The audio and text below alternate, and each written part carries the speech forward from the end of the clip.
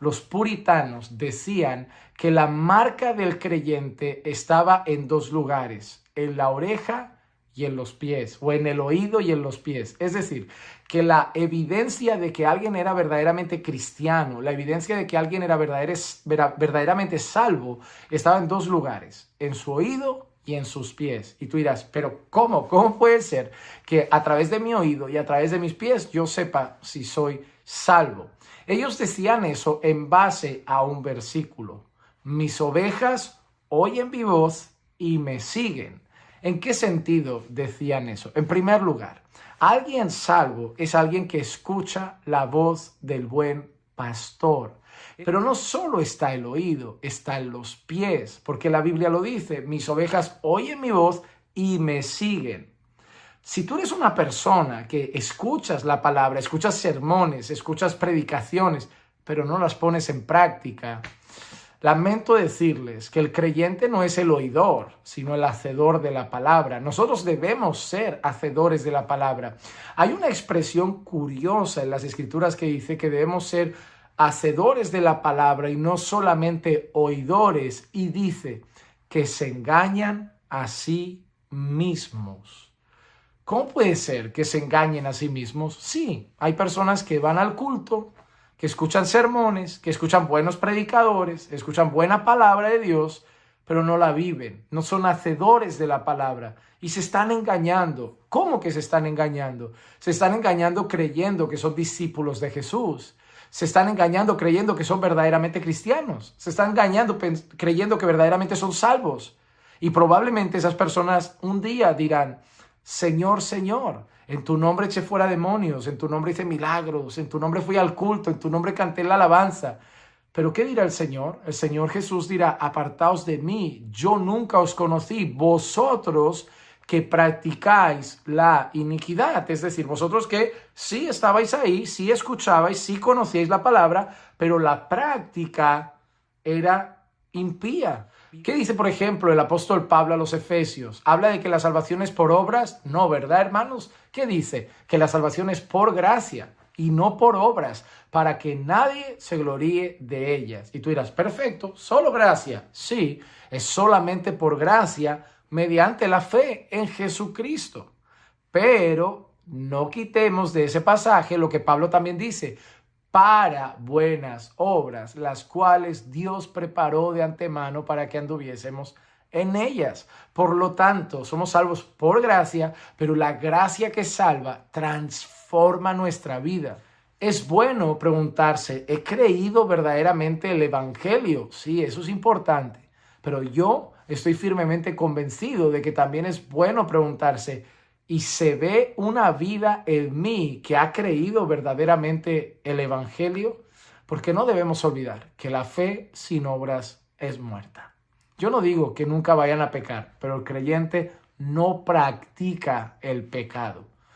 Saludos, soy JP Martínez de el podcast de Romanos 1:16. Este usuario dice que para saber si uno es verdaderamente salvo debe de buscar dos marcas en la propia persona, una que tiene que ver con el oído y otra que tiene que ver con los pies. Para afirmar esto, el usuario cita a los puritanos y el Evangelio según San Juan, el capítulo 10, el verso 27, en donde Jesús dice, mis ovejas oyen mi voz y me siguen. De antemano déjeme decirle que lo que este usuario predica no es el Evangelio de la gracia de Dios, sino el Evangelio de la rendición total, o más comúnmente llamado en el argot teológico el Evangelio de salvación por señorío. Pocas personas en Latinoamérica se dan cuenta de que este evangelio no es en realidad el evangelio de la gracia. Los que predican el evangelio de la rendición total como este usuario, generalmente dicen que cada vez que la escritura dice que hay que seguir a Cristo,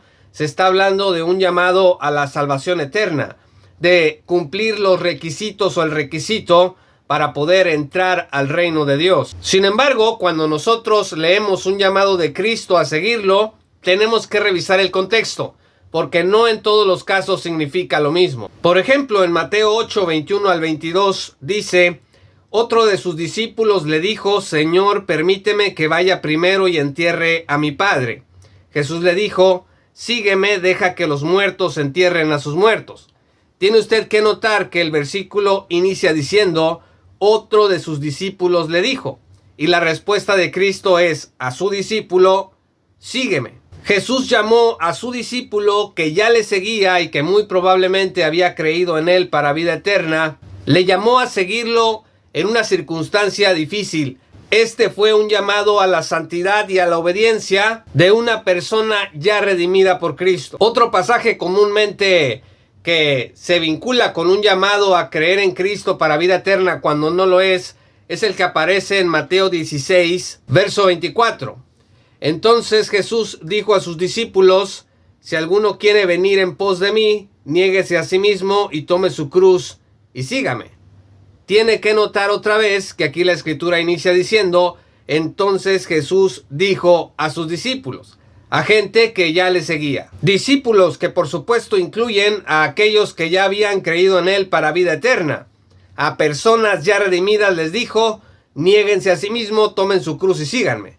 Este fue un llamado al discipulado cristiano, al proceso que se inicia cuando una persona es redimida y habilitada para obedecer a Cristo en el camino de la santidad. En este video ese usuario lo que hizo fue mezclar los requisitos o el costo del discipulado cristiano con el requisito para ser justificado, para poder entrar al reino de Dios. Por citarles un ejemplo de esta confusión, para hablar de una condición de la salvación eterna, este usuario citó Santiago 1, verso 22, que dice, pero sed hacedores de la palabra y no tan solamente oidores, engañándoos a vosotros mismos. El usuario estira este pasaje para que pueda entrar en él toda su teología de salvación por rendición total. Dice claramente aquí Santiago dice, no te engañes pensando que eres salvo. Pero eso no es lo que Santiago dice aquí.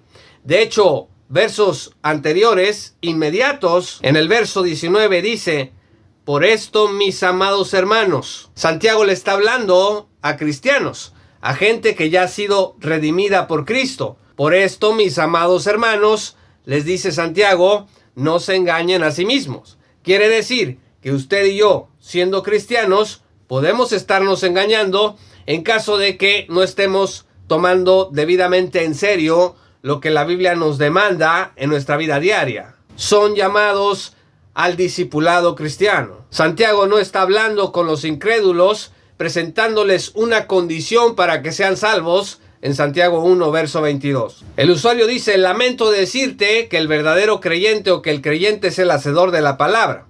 Bueno, yo lamento regresarle el comentario y decirle que cada vez que comete un pecado es no hacer la palabra. Por supuesto, en este constructo de salvación por señorío del evangelio de la rendición total, se dedican a encontrar una cantidad tolerable de pecado que no te saque de la redención. Dice el usuario, yo sé que no eres perfecto, pero tienes que vivir diferente a como vivías antes y ata la vida de uno con el requisito para ser salvo. De manera que no podemos estar seguros de la verdadera salvación a menos de que uno tenga cierto estándar y se levante por la mañana diciendo espero alcanzarlo el día de hoy para seguir demostrándome a mí mismo que he sido verdaderamente redimido por Cristo.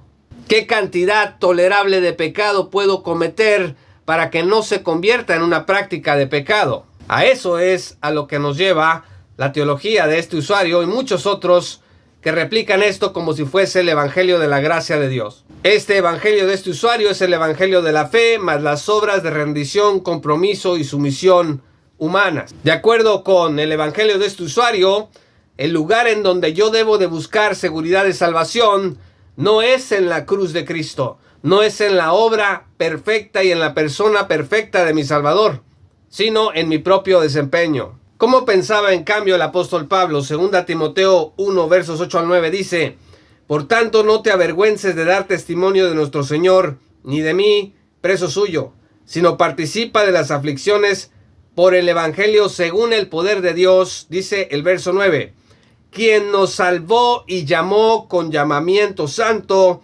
no conforme a nuestras obras, sino según el propósito suyo y la gracia que nos fue dada en Cristo Jesús antes de los tiempos de los siglos. Claramente la salvación no es por obras. El llamamiento santo del que está hablando el apóstol Pablo es el llamamiento vocacional a servir al Dios que nos ha salvado. En el caso de él, a ser un apóstol de Jesucristo, como dice el versículo 1 del capítulo 1 de 2 Timoteo. Pero más aún, fíjense lo que dice el versículo 12.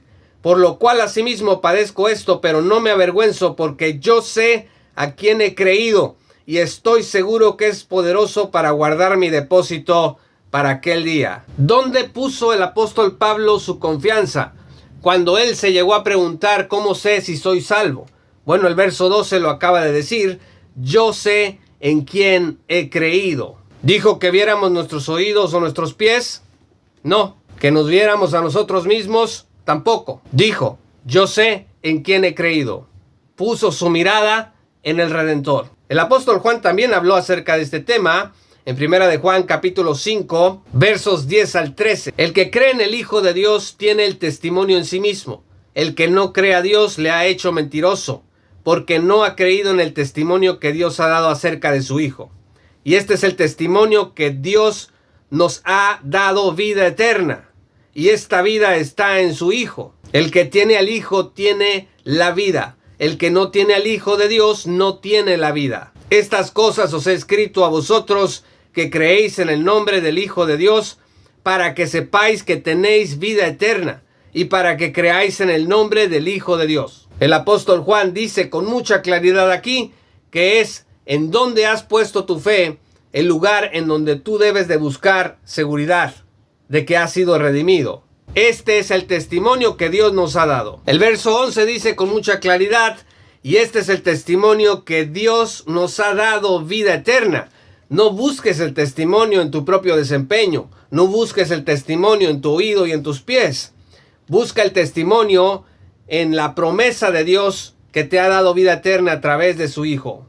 Este usuario, además de confundir los requisitos o el costo del discipulado con la salvación eterna, aplica a los creyentes Mateo 7:23. Este texto dice, y entonces les declararé, nunca os conocí, apartaos de mí, hacedores de maldad. Este usuario quiere que la iglesia se ponga a pensar si algún día Cristo podría decirnos eso a nosotros. Pero este pasaje no está aquí, Cristo no está hablando aquí de cómo nosotros podemos pasar la prueba de si hemos sido salvos o no. Esto está aquí para que los discípulos puedan identificar a los falsos profetas. Que por cierto, no dice aquí que se les identifique por sus obras.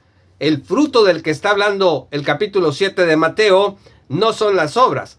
Son las cosas que se dicen acerca del Hijo de Dios. Mateo 12, verso 32 y siguientes te explican muy bien lo que yo acabo de decir. A cualquiera que dijere alguna palabra contra el Hijo del Hombre le será perdonado, pero al que hable contra el Espíritu Santo no le será perdonado ni en este siglo ni en el venidero. O haced el árbol bueno y su fruto bueno, o haced el árbol malo y su fruto malo, porque por el fruto se conoce el árbol. ¿De qué está hablando Cristo? Dice el verso 34, generación de víboras, ¿cómo podéis hablar lo bueno siendo malos? La manera en que los discípulos van a poder identificar a los falsos profetas no es viendo lo que hacen, porque sus obras parecen nacidas de la fe. Es escuchando su mensaje y lo que dicen sobre el Hijo de Dios y sobre el santo evangelio que Él reveló.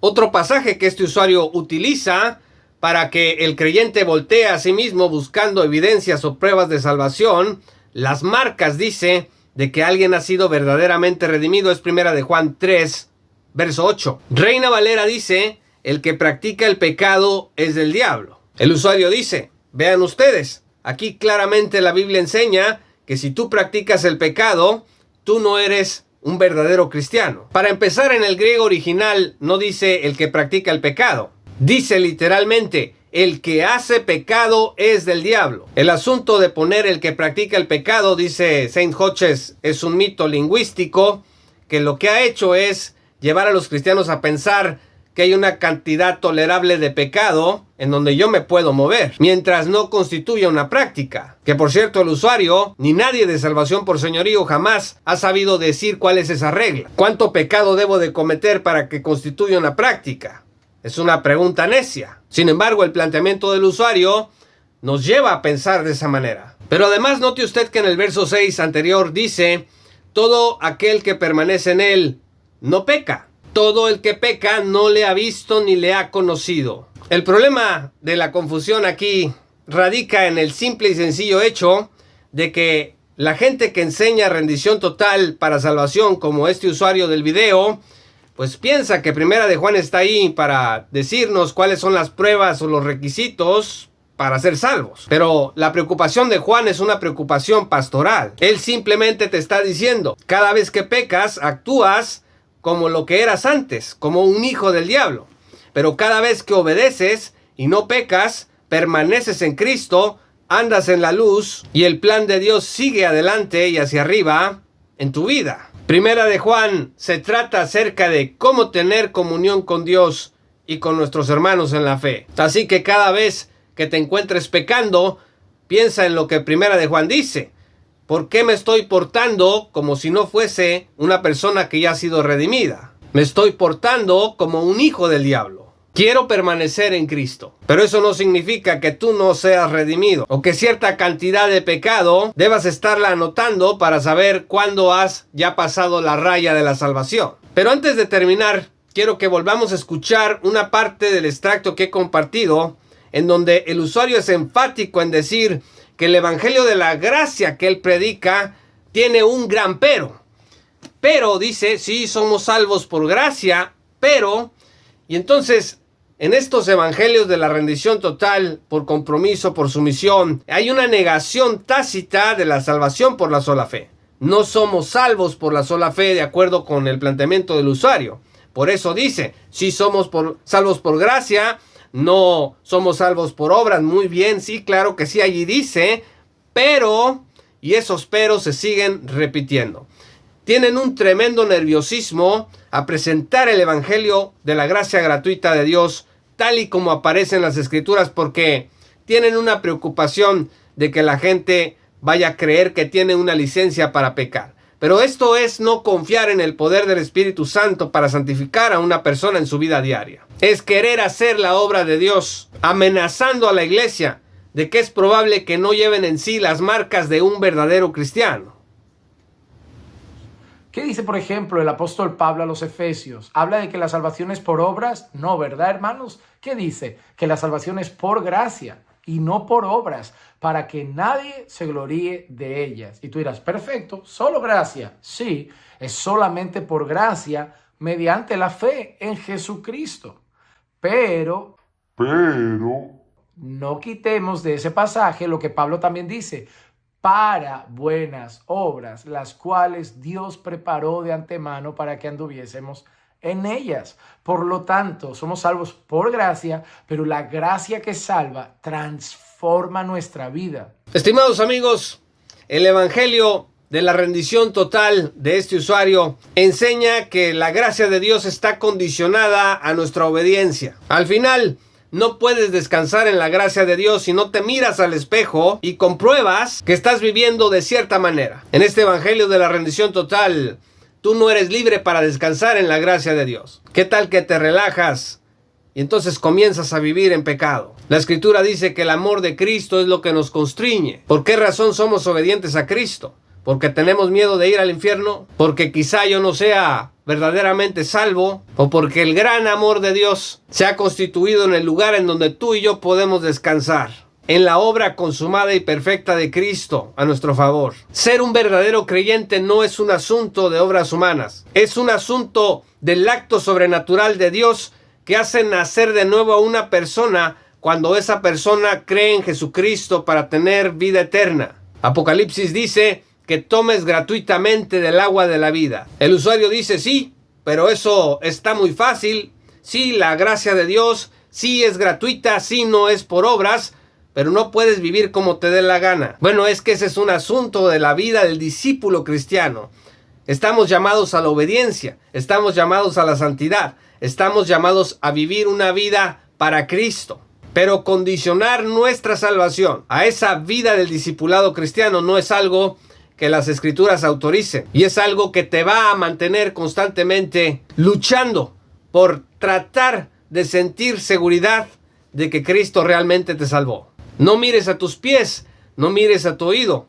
Mira a Cristo, como dice el antiguo himno, Pon tus ojos en Cristo, tan lleno de gracia y de amor. Juan 5:24 tiene esta promesa para ti. De cierto os digo, el que oye mi palabra y crea al que me envió tiene vida eterna y no vendrá a condenación, mas ha pasado de muerte a vida. ¿Crees en esto? ¿Crees en Cristo y en su promesa de que si crees en Él tienes vida eterna y has pasado de muerte a vida? Si tú crees en eso, en este momento tú has sido redimido y has nacido de nuevo. Y toda la seguridad tiene que estar en esta promesa, en esta gran persona, en esta gran obra que Cristo ha hecho a tu favor. ¿Cómo sé yo, JP, personalmente que soy salvo? Lo sé porque sé en quién he creído y en cuáles manos he depositado mi esperanza. En las manos de mi Salvador y Redentor Jesús. Soy JP Martínez del podcast de Romanos 1:16. Gracias por ver este video. Únete a nuestra comunidad en www.patreon.com/JPauloMartínez. Allí encontrarás muchos recursos con las buenas noticias del Evangelio de la gracia gratuita de Dios. Gracias y te esperamos en nuestra gran comunidad.